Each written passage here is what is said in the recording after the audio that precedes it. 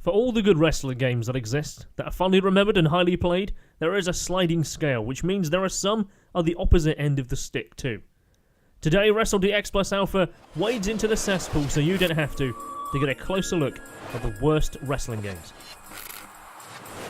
Of course, being the worst 5 is a subjective list, and some we understand even make sense to their existence, but that doesn't mean they're good games. Simpsons Wrestling. Simpsons Wrestling released at the tail end of the first quarter of 2001, coming in at a time that was a bitter blow to the fans of wrestling. ECW was gone, WCW was now gone too, but the residents of Springfield, however, were just getting on in the ring. Fox had partnered up with Activision to bring another Simpsons game to market to capitalise on the wrestling action craze.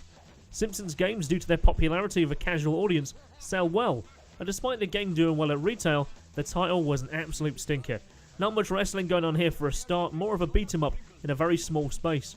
Poor presentation, choppy graphics, and a control system that was just terrible. Sound quality at the time was praised because it features the cast of the show lending their voices and their audio, but it doesn't stop the game from being bad. Fire Pro Wrestling. Fire Pro Wrestling 360 released in the September of 2012, and fans rejoiced at seeing the Fire Pro brand back after a 5-year hiatus, re-emerging worldwide onto Xbox Live Arcade for the Xbox 360. Love was, however, quickly scoffed, because this was just Fire Pro in name only, featuring the Xbox avatars, those cute me-like characters featuring and linked to your profile, which in and of itself is a good and novel idea, yet Fire Pro 360 features none of the iconic style, presentation or play of the legendary Fire Pro series, adopting an over-the-top style of play with superpowered moves. Grappling and moving around was too light, quick, floaty, nothing had a sense of weight or good motion. Matches were frustrating button mashes. More of a quick blast party game worthy of only a couple of rounds before being left well alone.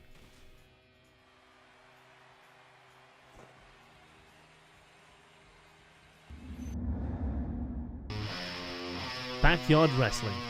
Now, we may well have all chokeslammed and diamond cutted our mates in the garden, but backyard wrestling, peeps with little or no professional training, is kind of an underground hobby reminiscent of the Attitude ECW era, hard bumps and weapons. If you've seen Jackass, you'll get the idea. After 2 compilation DVD films were released, essentially clip shows of backyard wrestling, BYW became a brand of some description, and thus followed a game. IDOS signed on, with support and inclusion from JCW Insane Clown Posse. With a soundtrack of grunge and nu metal, it appeared to be an interesting mix, but except for that god-awful menu music. I mean, what is this? And the game itself is dire, adopting not so much of wrestling but more of a Power Stone 3D style fighting game of play. Lots of fast movement in the environment, it's got life bars, over-the-top finishes, weapons like barbed wire and fluorescent light tubes are throughout, fighting not just in the backyard but strip joints, garages and so forth. The sequel did actually improve on the formula with tighter controls and better presentation, more interactive environments, the inclusion of the Sandman and Vampiro, and many more independent wrestlers too, but failed again to be any good. The stigma of backyard wrestling, parents raising up in anger, non-professionalism, and a slide away, of course, from the grunge attitude era, doomed BYW to be anything more. Do it.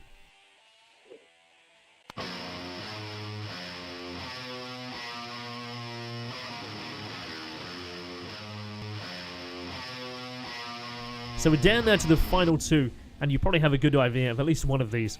So here we're going to talk about 5-Star Wrestling Regenesis. Now, 5-Star Wrestling really did shoot for the stars. It had a number of live events across the UK, featuring guys like AJ Styles, Ricochet, John Morrison, Matt Riddle, and indeed a $1 million TV offer to CM Punk to enter a tournament, as well as UK TV deals, before closing its doors in March 2018. 5-Star Wrestling Regenesis was released exclusively on the PlayStation 4 and the PS Network, and guess who snapped it up in the very first week? Now, there's a story to this. In fact, I was in touch with the game developers to produce an interview for It's Much More. After the game downloaded and I played it for about an hour, I actually didn't contact them back. The game is cited in its press statements as having true ring psychology, heel and face mechanics, a revolutionary new limb damage system, and rivalries that affect gameplay.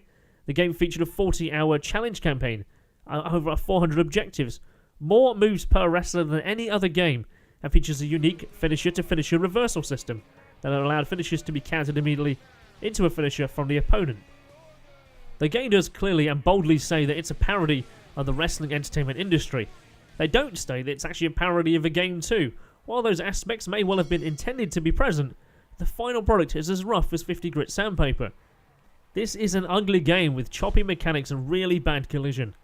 Quite how this game got 8 out of 10 and 7 out of 10 respectively from magazines and online places such as APG and Bonus Stage is perhaps more of a mystery. Characters are similar to their real life stars without having the license, so for instance you have characters like Harvey D and Curtis Angel here. Although there was talk at one time of Rey Mysterio actually being added as a licensed character at one point. The game's presentation actually is fine, but the game is just awkward and unrewarding to play. You can commit to playing it, but you will tire of it very quickly. Do you agree so far? We would love to know what your worst titles are in the comments below. So right now, Wrestle DX myself reveals the worst wrestling game. Hulk Hogan, he's an icon, he's the immortal, he's been to Hollywood, he's got the leg at Bash at the Beach. He's also lent his brand to a stinker of a product in the form of the Xbox Connect's wrestling game, Main Event. Released in the October of 2011, with the front cover of Hulk Hogan delivering a stiff clothesline to Balrog from Street Fighter.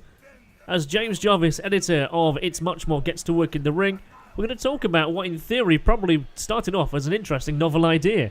A wrestling game where you throw and kick using the Kinect to replicate on screen what it is that you're doing. But getting Hulk Hogan's brand attached, yeah, I can see why the developers and the licenses would want to do that. But as a game, it's just simply not fun. It's not a good game at all. The Kinect has such a hard time recognizing the motions. The cartoon stylizing makes sense, but the models are utterly ugly. The career mode is dull and is never any fun. And the sound effects feel like they were dropped in at a later date and even recorded over the phone. It's clumsy, it's repetitive. Regardless of any good intentions that went into making this game, Hulk Hogan's Main Event Wrestling is perhaps the poorest example of a finalized game, let alone a wrestling game. Games Radar rank it as the 40th worst game ever made. Do you agree with our list? Do you have more in-ring horror stories to share in the comments below? Please do. Let us know we're making the content that you want to watch. So press the thumbs up icon below this video and also be sure to share. Until next time, this is Wrestle DX plus Alpha.